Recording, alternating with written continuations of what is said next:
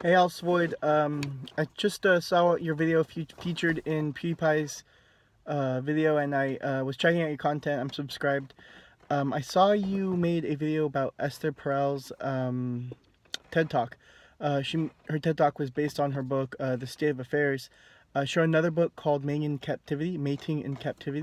It's pretty good, actually better than The State of Affairs, but both are a recommend if you ever get around to it.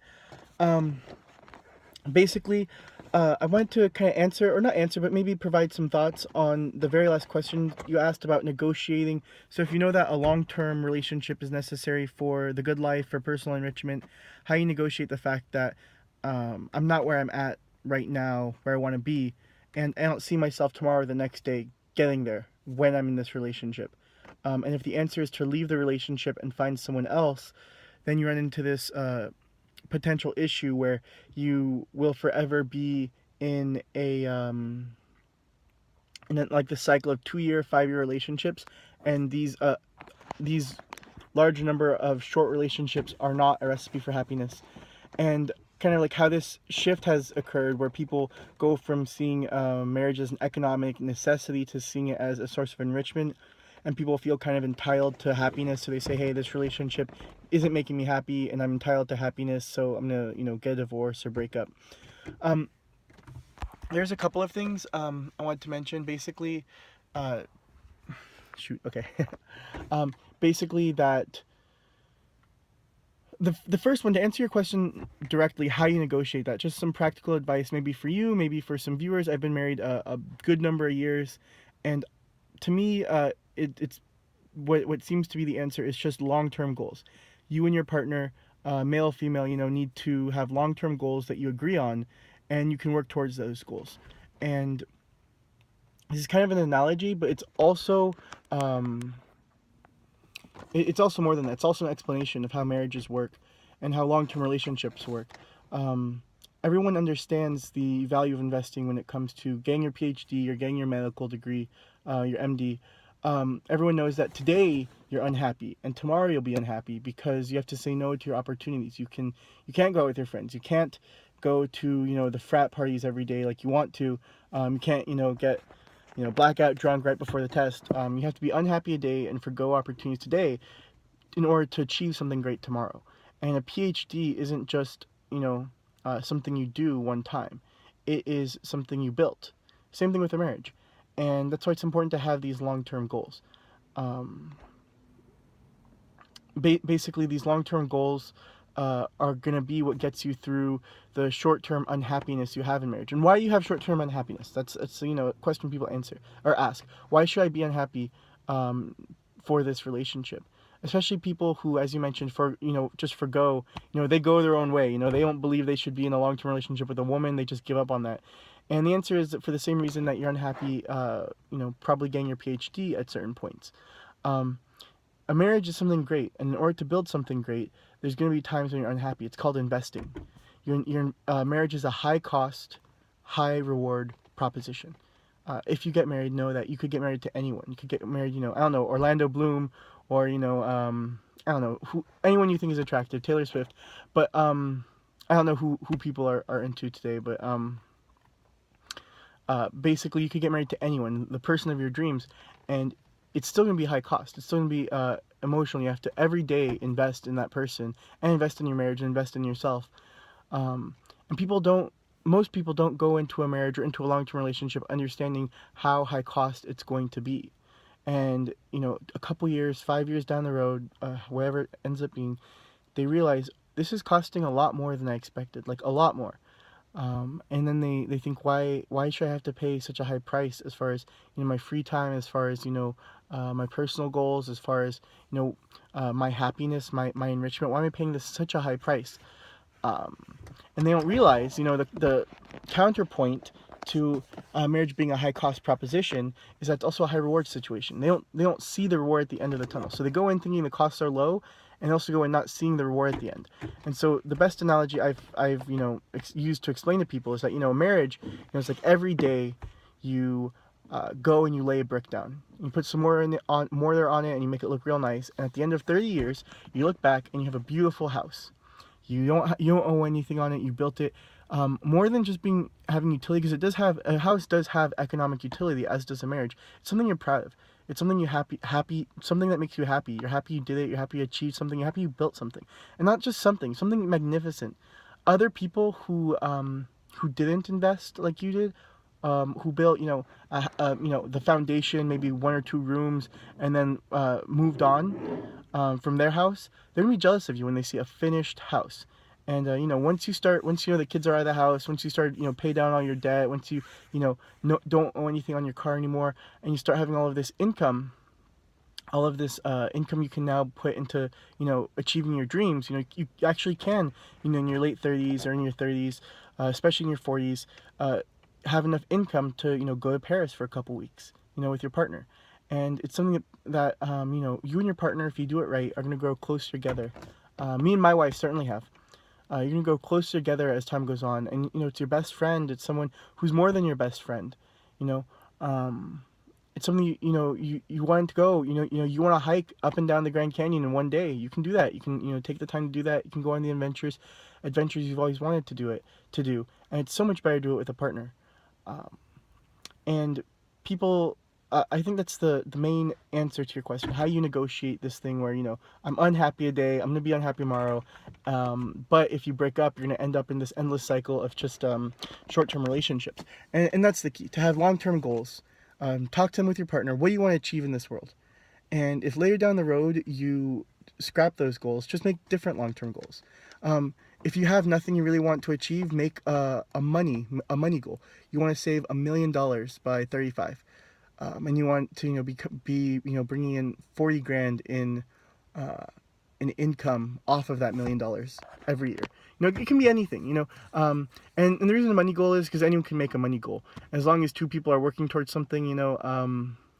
You can say, well, yes, I'm not exactly where I want to be at the moment, but I'm working towards it. It's the same thing in the marriage. You can, as long as you and your partner are working towards something, it's very easy to understand what you're doing and where you're going. You have a story you can tell yourself about your life, and a story that's true, and it's true. And marriage is the same thing. Just keep investing in the other person. If your wife likes going fishing, a stereotypically male activity, and you don't, and whether you're a man or a woman, just go fishing go fishing. Not because you like it, and let your partner know, have a good time. Don't pout the whole time. But if you like going fishing, and your partner doesn't, maybe your partner should go fishing with you. Why? Because you like it, and because they want to invest in you. Same thing if your partner likes dancing and you don't, go dancing with your partner. It doesn't have to be every day, it doesn't have to be all the time. Sometimes you can sit out, but make it a priority. Make investing in your partner, investing in yourself, and investing in the relationship a priority. Also, the other thing I think really gets people down is, a lot of people sabotage relationships. I've seen almost just about every single long-term relationship I've seen. I'm older than I look, but every long-term relationship I've seen fall apart has almost 100% been people sabotaging it. A lot of times it's really small things that could be worked through, but people have their pet peeves, they're this, they're that, they're unhappy, so they undermine the relationship. There is something about making a commitment to the relationship, and a 30-year commitment, a 50-year commitment, a 100-year commitment to a relationship, and be like, well, even if I'm unhappy, I'm still gonna put that investment in. And I like to make the analogy towards I think investing in general. People don't think of a marriage like that, but it really is a great analogy. Marriage used to be primarily financial, and today it's more seen as a source of enrichment, but the analogy, it still holds. Greeters at Walmart in the United States, there are some janitors who, they don't drive nice cars, they don't go out to eat, stuff like that. They just invest money, plow money into their 401k, plow money into mutual funds outside of their 401k, and by the time they retire, they have over $1 million. They can live off 60 grand every year of consumable income, after-tax income, every year for the rest of their life. And they can go on the cruises, they can go on the vacations. A marriage is the same way. A marriage is, if you invest in it and you do a good job, you're gonna look back in your 30s and your 40s, and you're gonna be really proud of what you've done. And that's how you negotiate it. It doesn't have to be something where you're gonna. You mentioned about stoicism. I mean, stoicism has its place, and it's good for this and it's good for that. But I think the lens of investing makes a lot more sense. And I think for children as well. Children are also a high cost, high reward proposition.